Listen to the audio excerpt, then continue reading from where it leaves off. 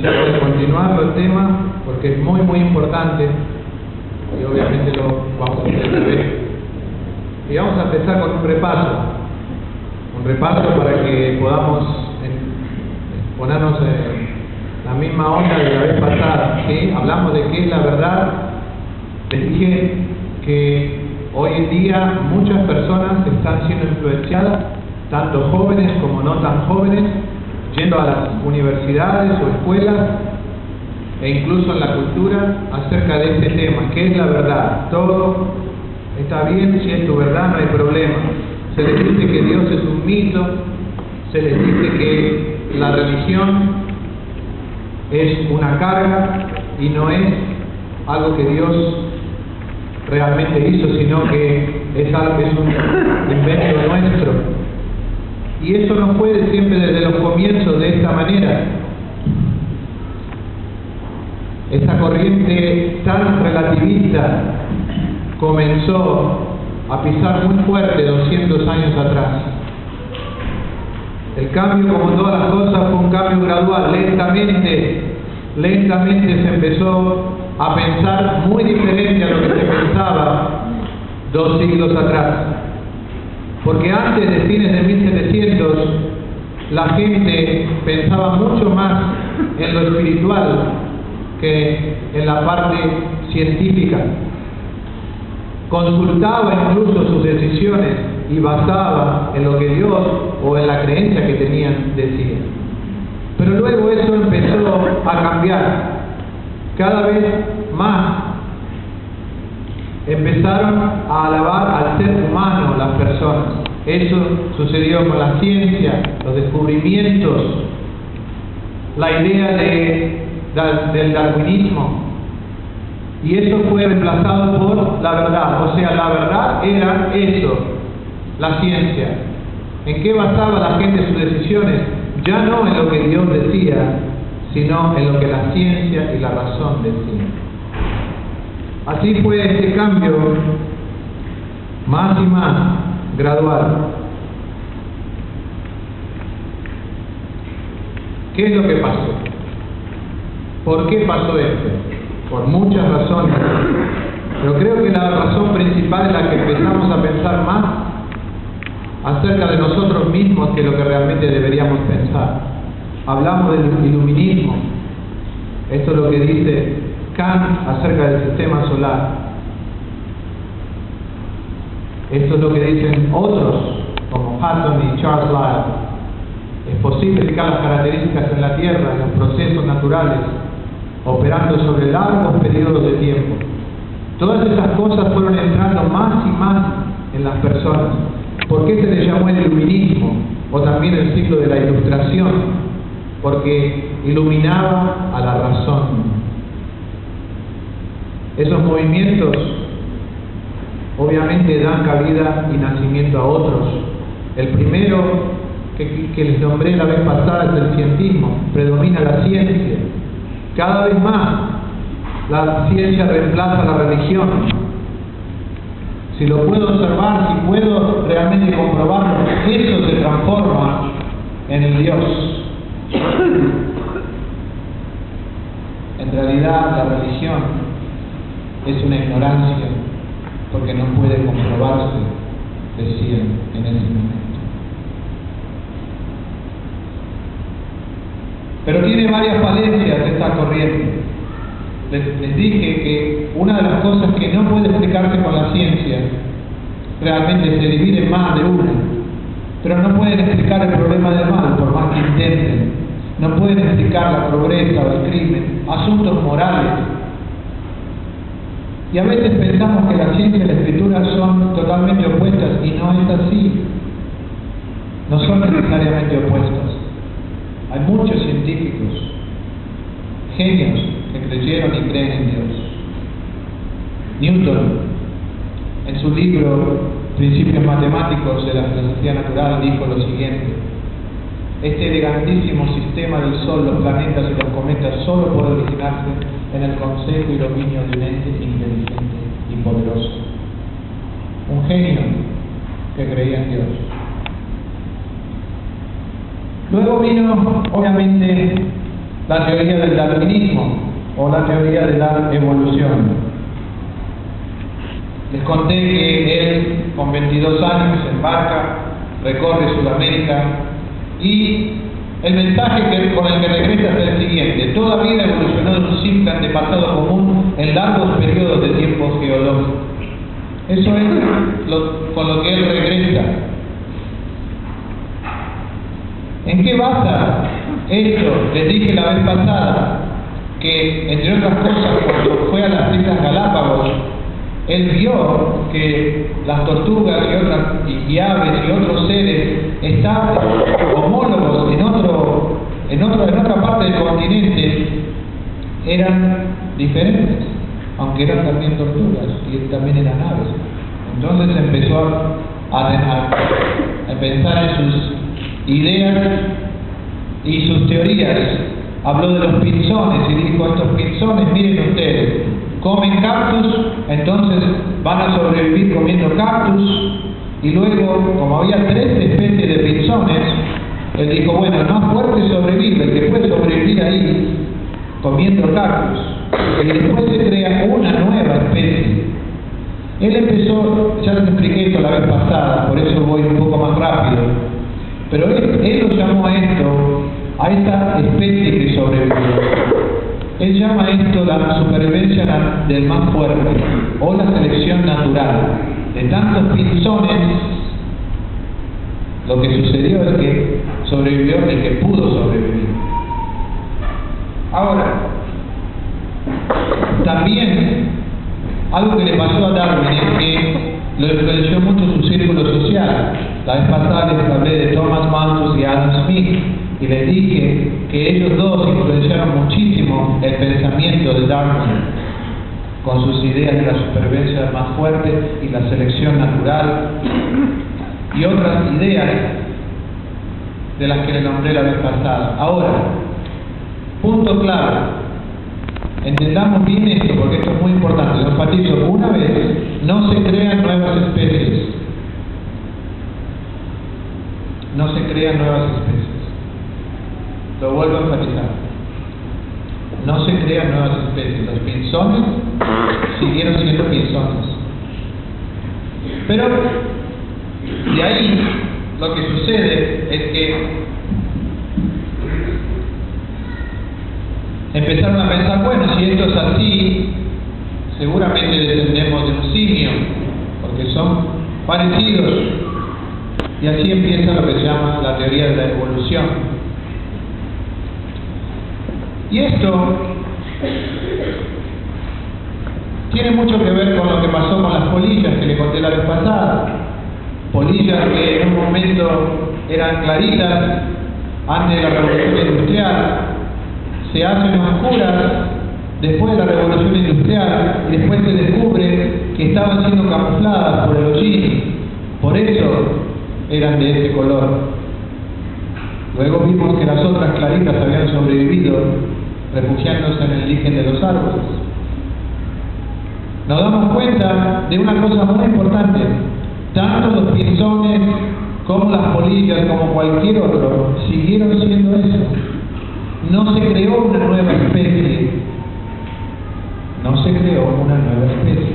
Entonces la pregunta sigue. La pregunta que todavía hoy en día no tiene respuesta para la ciencia: ¿de dónde surge el primer ser? ¿De dónde surge la vida? Dios dice que Él creó todo según su especie. Clarísimo. Lo vuelvo a repetir. Génesis 1:24.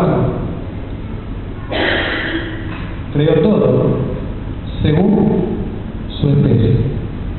Él sí creó. Él sí es creador. Pero la teoría de las modificaciones no crean seres vivientes. Una cosa es modificarse debido a circunstancias externas y adaptarse al medio ambiente. Eso no se niega a la ciencia. Lo que sí es cierto es que adaptación no significa creación. No es lo mismo. William Paley habló acerca del reloj y lo importante que era el entender que si el reloj con sus precisiones tan finas es una máquina tan única y perfecta, que este universo también tiene un relojero.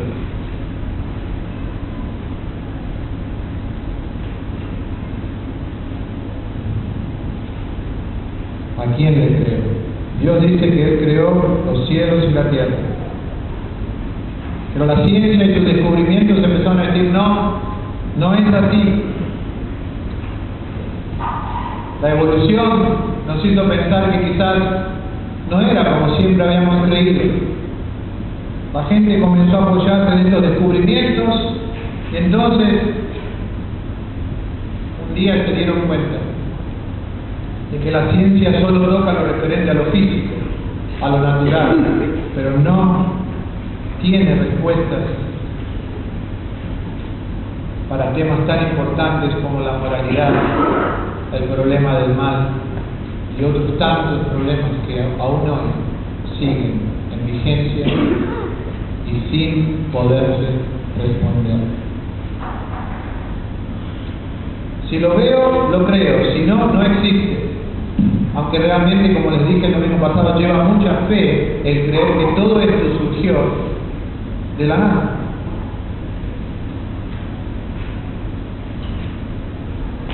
Pero la razón pasó a dominar nuestra mente. La ciencia pasó a ser la fuente de la verdad. Y en esto basa la gente sus decisiones morales. Y nos influencian una y otra vez.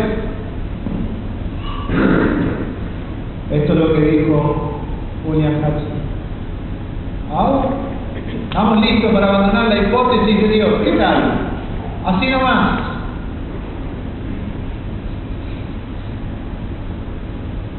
El hombre permanece solo en el universo, es su propio Señor. Él puede y debe decidir y manejar su propio destino. Alguien que enseñó en Harvard.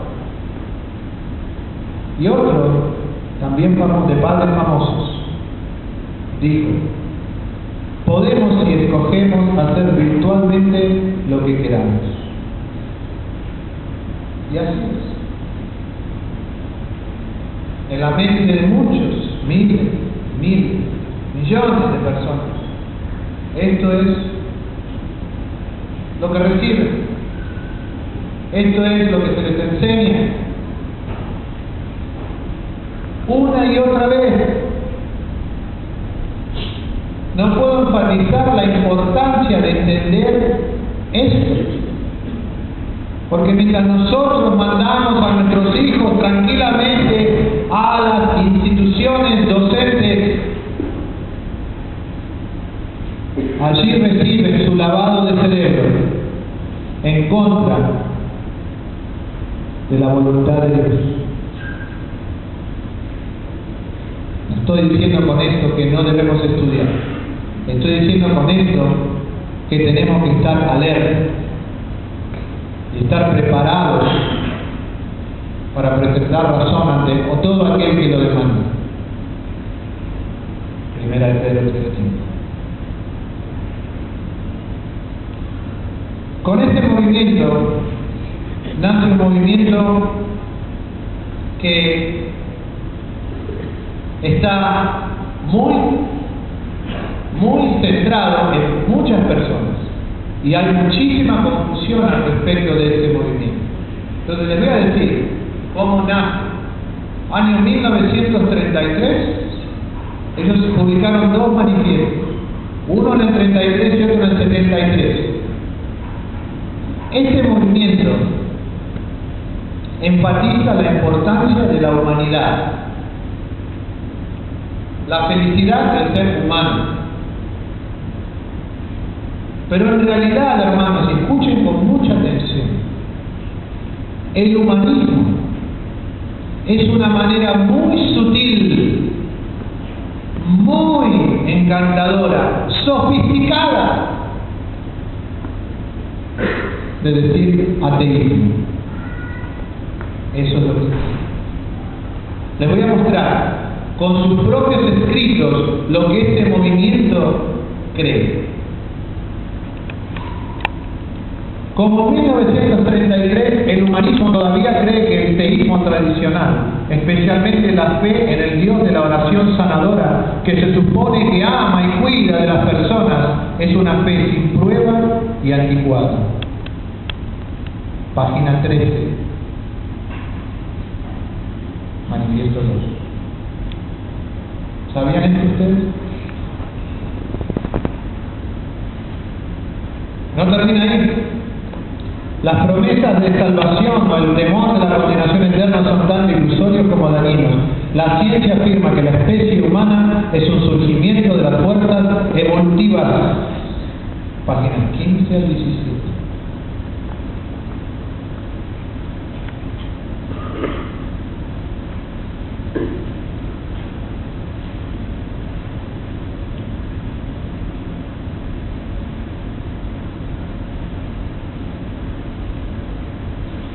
En el área de la sexualidad, creemos que las actitudes intolerantes, a menudo cultivadas por las religiones ortodoxas y las culturas puritanas, reprimen demasiado el conducto sexual. Página 18 y 19. La felicidad y la realización creativa de las necesidades y los deseos humanos, individualmente y en gozo compartido, son temas continuos del humanismo. Luchamos por la vida buena, aquí y ahora. La meta es conseguir el enriquecimiento de la vida a pesar de las fuerzas degradantes. La razón y la inteligencia son los instrumentos más efectivos que la humanidad posee. No existe sustituto. Ni la fe ni la pasión es suficiente en sí mismo.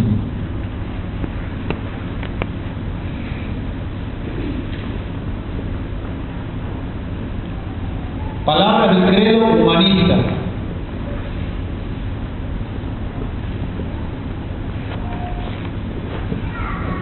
Estas son las principales bases del humanismo.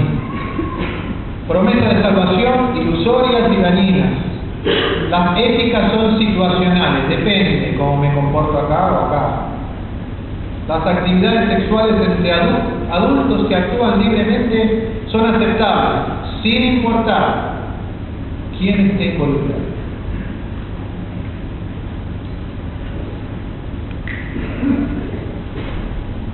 Mucha gente no sabe que estas son las propuestas del humanismo.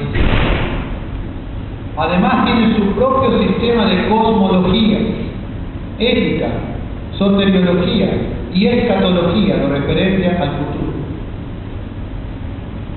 Y esas teorías que ellos tienen son contrarias a la voluntad de Dios.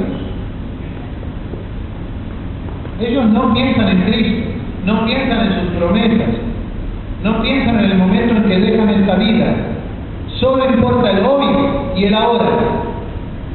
Imaginen toda esta información dicha una y otra vez por personas letradas, influyentes, que penetran en el cerebro de nuestros hijos, e incluso el nuestro.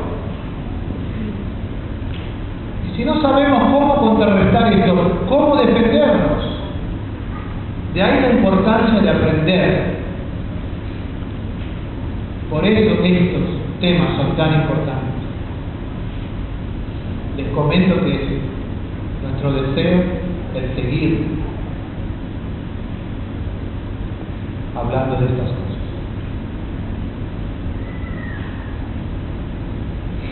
Pero llega un momento en que el ser humano comienza a hacerse preguntas.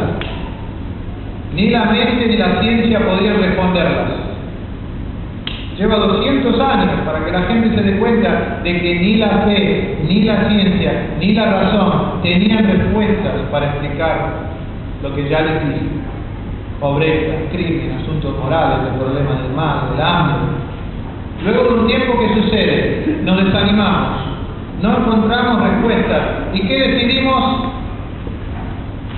No hay respuestas. Ya Dios había sido excluido de nuestras vidas. La ciencia tampoco da todas las respuestas. ¿Qué nos queda entonces Si nada es la fuente de la verdad, ¿qué nos queda entonces? Nada. Si hay declaraciones que son verdad, como por ejemplo, existe la ley de gravedad, pero una vez que hemos excluido de nuestras vidas a Dios y a la fe, no queda nada para proveernos con la verdad. Esta clase de verdad que es cierta siempre, aquí y en todos lados. Esta clase de verdad en la que basamos nuestras decisiones morales. De esta verdad estamos hablando. Parece haber sido escrito hoy, hermanos. Parece haber sido escrito hoy. Romanos 1:25. Cambiaron la verdad de Dios por la mentira, adorando y sirviendo a los seres creados antes que al Creador, quien es bendito por sí. Parece que se escribió la semana pasada. Miren lo que escribe el famoso científico. Nosotros objetamos la moralidad, ya que ésta interfería con nuestra libertad sexual. Aldous Huxley. ¿Qué tal? ¿Por qué le molestaba? Porque interfería con lo que él quería hacer. Confesiones de un ateo profeso. Hay gente que está determinada a vivir como quiera, sin importar el costo, evadiendo la responsabilidad que implica creer en un ser supremo, un ser que amorosamente nos aconseja y guía. Y eso es lo que sucede. Es muy conveniente. Total, lo quiero hacer, lo hago. Todo es relativo. Eso nos lleva a no importar lo que hagas. Todo está bien, no hay verdad absoluta. Todo es relativo. ¿Querés robar? Robar. ¿Querés mentir? Mentir. ¿Querés tener relaciones con la persona que se te cruce? Tenela. Total, ¿quién tiene la verdad? Si te parece bien, hacelo. ¿Qué drama hay? Mientras no me molestes a mí. Ese es el pensamiento hoy en día. De que todo es relativo, no importa.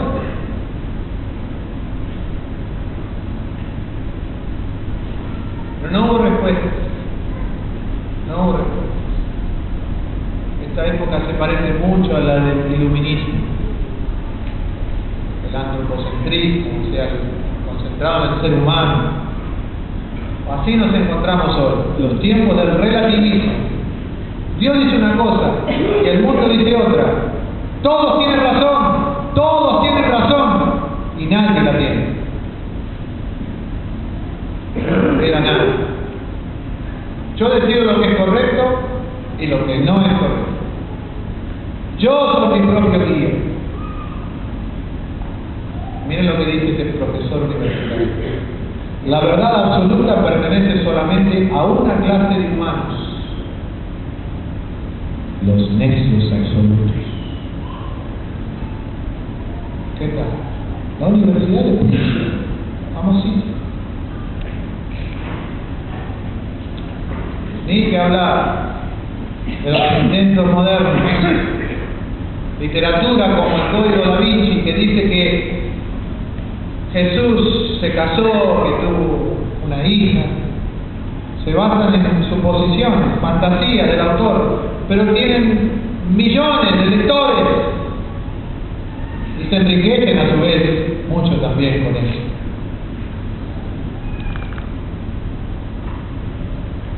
La última cena, este hombre sugiere que la persona que está al lado de Jesús no es Juan, sino una mujer. ¿Dónde encontramos eso en los evangelios? Esa es la pregunta. Entonces vemos que lo que escuchamos los domingos, o lo que leemos en la semana, o lo que nosotros disfrutamos cuando vamos a reuniones en hogares o en estudios semanales, es contrario a lo que se está enseñando en muchísimos lugares. No es de extrañar que haya tanta confusión. Entonces pasamos del modernismo al postmodernismo. ¿Qué es el modernismo? es un movimiento que rechaza la religión y las creencias en el más allá. Favorece la ciencia y la razón. Pero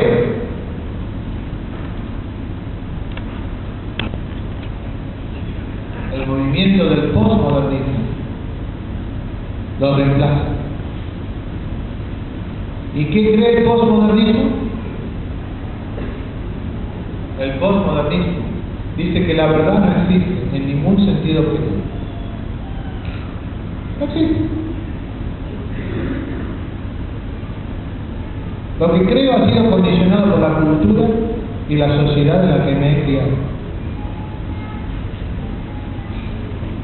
Si hablo, por ejemplo, de juzgar valores, creencias y estilos de vida de otra cultura, eso se ve como un esfuerzo para dominar la cultura.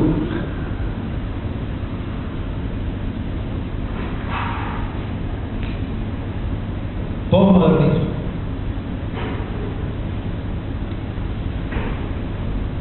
Ahora escuchen, hermanos, no hay más de una verdad. No hay más de una verdad. Hay una verdad que trasciende culturas, tradiciones y todo lo que haya sido creado. Hay una verdad. No hay dos. No hay varias. Sí existe. Yo soy el camino, la verdad y la vida. Nadie viene al Padre si no es por mí. Eso digo, la verdad. Permítanme darles alguna sugerencia para determinar lo que es verdad y lo que no es. Recordemos que la palabra de Dios es la verdad. Juan 17:17. Tu palabra es la verdad. Recordemos. Permítame sugerirles lo siguiente.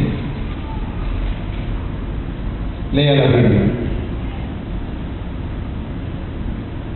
Porque la Biblia, su palabra, es para siempre. Para siempre. Va más allá de los movimientos. Va más allá de corrientes filosóficas. Va más allá de mentiras y engaños. La Biblia es palabra de Dios y permanece para siempre. Una pregunta para poder discernir lo que oigo. ¿Contradice esto la palabra de Dios?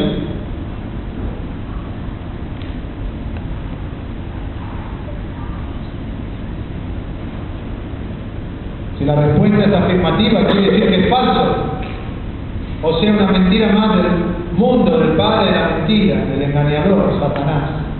¿Cómo podemos nosotros quejarnos de que Dios no nos ayude cuando nosotros le hemos cerrado las puertas en las escuelas, en nuestra sociedad, en nuestro diario vivir? Esta es otra verdad que presenta el mundo. Dios no tiene lugar en la sociedad. Cuando alguien empieza a hablar de estas cosas en el ámbito en el que esté, no lo quieren escuchar, pero hay que escuchar lo otro.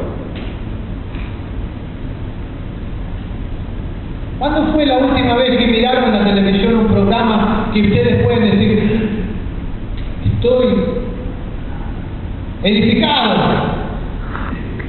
¿Cuándo fue?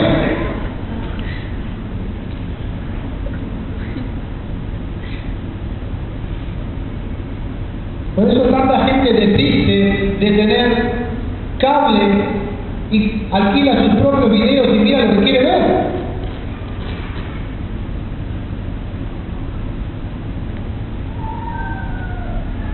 Y la televisión y los medios de comunicación nos influencian todo el tiempo. Nosotros tenemos que discernir y decir, ¿contradice esto la palabra de Dios, sí o no?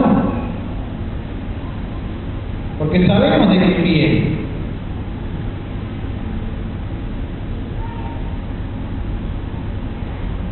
Sabemos de quién viene.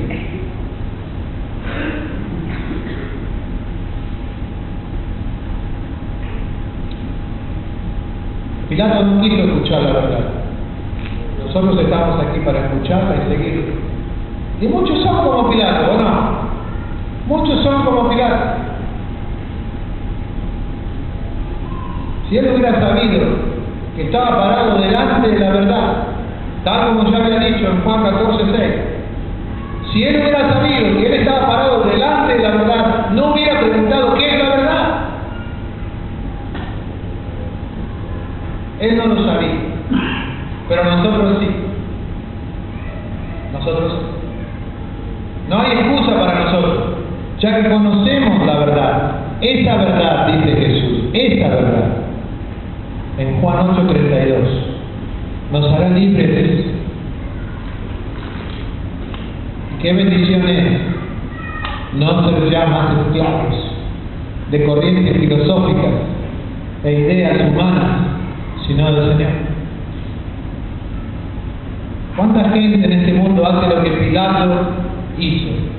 Preguntó, ¿qué es la verdad? Y se fue, sin esperar respuesta. ¿Cuánta gente hace eso? Hoy en día. Nosotros tenemos la verdad. Tenemos. Pero a veces puede confundirnos. Cuidado. Nosotros tenemos la verdad y debemos reconocerla y darla a conocer. Esa verdad puede hacernos libres, pero cuando compartimos con otros no lo hacemos con discusiones, no lo hacemos con enojos, lo hacemos con un espíritu de mansedumbre, entendiendo que sin fe es imposible agradar a Dios. No podemos obligar a los demás a tener fe en el Creador, porque si no, no sería fe, sería una imposición. Es el libre albedrío que tenemos de creer o no creer, pero nadie lo puede obligar al otro.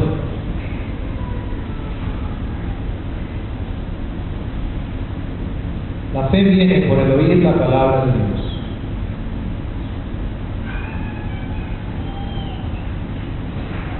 Aumenta nuestra fe, pidieron los discípulos. ¿Es esa una oración que quizás alguien aquí necesite hacer?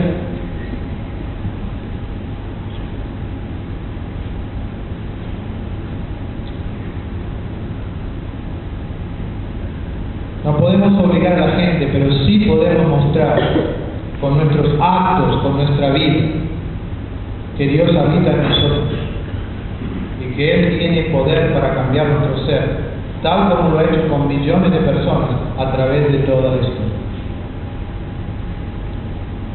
Quiero terminar con esta frase.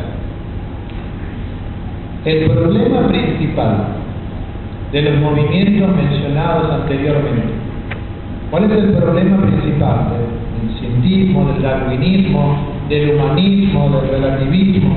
¿Saben cuál es el problema principal? Es que no tienen a Dios en su centro. No tienen a Dios en su centro. Por eso, un cristiano evolucionista o un cristiano humanista es una contradicción. Ambos movimientos excluyen al Creador.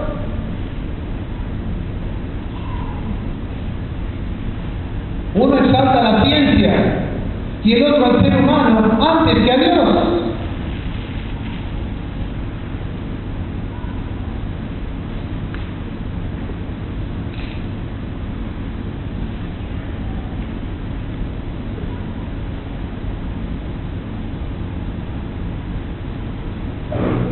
Seamos astutos, hermanos. No nos dejemos engañar por filosofías humanas, como dice el apóstol Pablo. Estas filosofías solo buscan desviarnos de la verdad, que es Jesús. Gracias por su atención y que la verdad los siga bendiciendo grandemente.